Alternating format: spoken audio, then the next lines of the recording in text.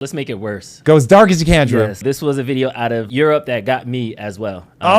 Here we go. What we've got at the moment is an aristocracy of wealth in this country. It's also true of the United States as well. So what I would do is and ruin I everything. Be opposed to, by the way, I Let's would break be it all opposed down. to 100% inheritance. There it is. 100% inheritance. Let's go, of course. Why would you want an economy, Drew, when you can have slavery? Let's go. Let's take it all. Take everything. Work, work, work, and then hand it over to me, the government, so I can give it to who I choose. Word. It's worked so well in history, Drew. I love it. Complete confiscation. Let's ask history what it thinks about complete confiscation.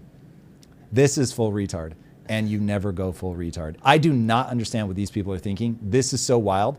So the UK goes from hundreds of years of building up the greatest empire. They get to the point where the sun never sets in the empire. You can think what you want about colonialism, but clearly they got so strong, so economically powerful that they could do whatever they wanted in the world. Now, you may want to check them morally, but I just want to explain that by allowing for that aristocracy, by allowing for people to pass on wealth to the next generation, you're able to build a war chest. You are able to be economically strong. You are able to become the most dominant empire the world has ever seen. Then, by doing whatever 70 years of not allowing that, of doing outrageous death taxes, by being confiscatory, you have become a tiny island off the coast of Europe. Okay, like if that's the game that you want to play, but this is literally ridiculous. So people are going to say like, why do we owe black people reparations? Because we put them in a position where they were just never able to build this economic engine.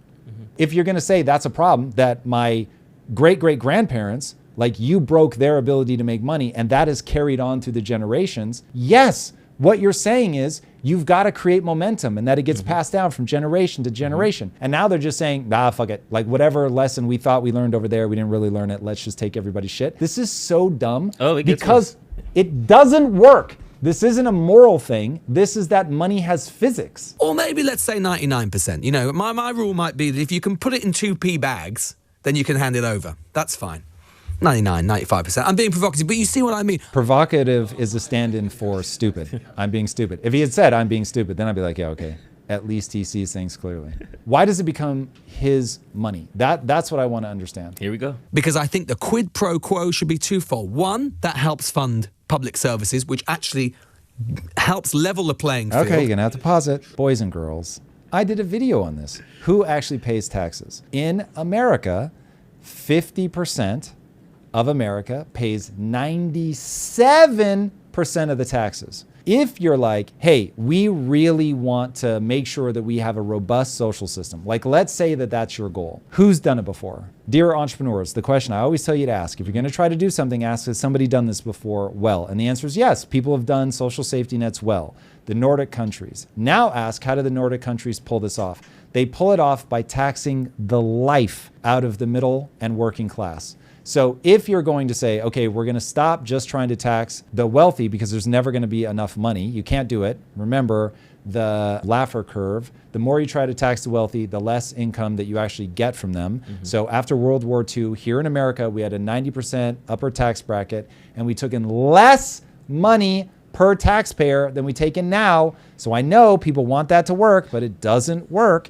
The way that you pay for all of this stuff is you tax everybody. You do not just tax the wealthy. So you've got your choice. You can either try to be punitive, which is what this guy is doing. If you map him as somebody who's being driven by resentment, you will get much closer to understanding what his bag really is. But what he is putting forth won't actually work. So if you want to go all the way to the Nordic countries and you have to tax like the Nordic countries, go heavy on the VAT tax, tax consumption, tax the middle class, tax the working poor, sadly. You just got to tax. It's the only way to have a big enough tax base. This is the best part. Two, it will help us reduce taxes on income. Because at the end of the day, I want to incentivize work. You've already taxed their income. This is just another tax on top of something that you've already taxed. All you're going to do is make sure that people find every loophole conceivable to get around this. This is both destructive and forces people to act differently in a way where they're like, oh, if I can't save any of this, guess what they do, Drew? Spend it. They spend it. Now you're getting people to waste money instead of saving it, instead of being able to pass it on, instead of that flywheel being able to get strong and each generation gets a little bit economically stronger. You just piss it away into the government, which has proven over every country, over every period of time, that they are the least efficient with capital. Again, we're going to need to make a t-shirt about this. Even China turned to capitalism to pull people out of poverty. I want to incentivize productivity. I want to incentivize people. Guess what does it? To Guess get what up off their incentivizes backsides and do people to more. work? You don't have a right to inherit.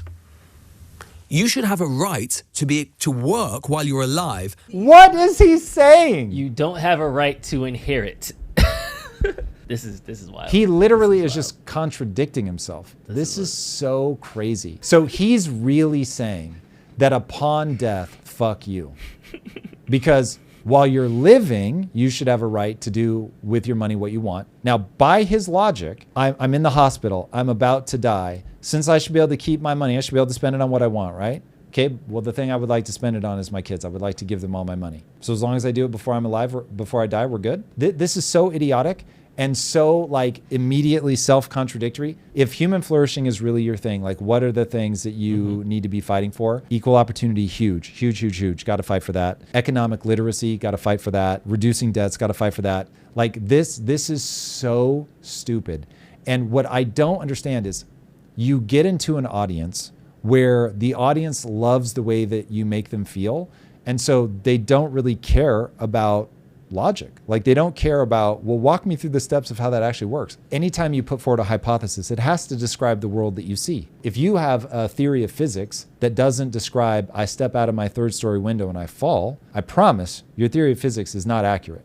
Now, we may misunderstand why you fall. Maybe it's not gravity, maybe it's something else totally. But if what you describe does not give you the world that you see, you have a problem. These guys describe something that does not give me the world that I see. Growing your way out of this alone isn't going to work. If you play this out into like second order consequences, what breaks in society when you make every generation start over from scratch? Ask the black community. It's a mic drop. We have the CEO of the black didn't even community hear here. You can't get any momentum. So whatever like amount your parents get ahead, they're not able to pass it on. Now look, I believe that this is more an ideas problem than it is a money's problem. But do you really want to put people in a situation where they have to like only rely on the money? Or sorry, only rely on the ideas? Like you want to encourage people to save, to be fiscally responsible, to make sure that their family's taken care of. But we've created this idea that the government is meant to take care of everybody instead of the family unit. The family unit should take care of as many people as they can. And then the government picks up a few people. But even then, honestly, I think religion should be picking up other people and communities if they're not religious. And then, yes, I like that the government has safety nets. I like that the government really works to put infrastructure in place, regulations in place so that there's downside protections for like capital investments and things like that. So we can build things that just make sure that there's velocity of money and that we're living in a society with technological growth and that more and more people are taken care of with things that used to be expensive are now made cheaper. Like I love all of that stuff. I'm not a like no government guy, but I just think that we're really pushing the government to handle the wrong things.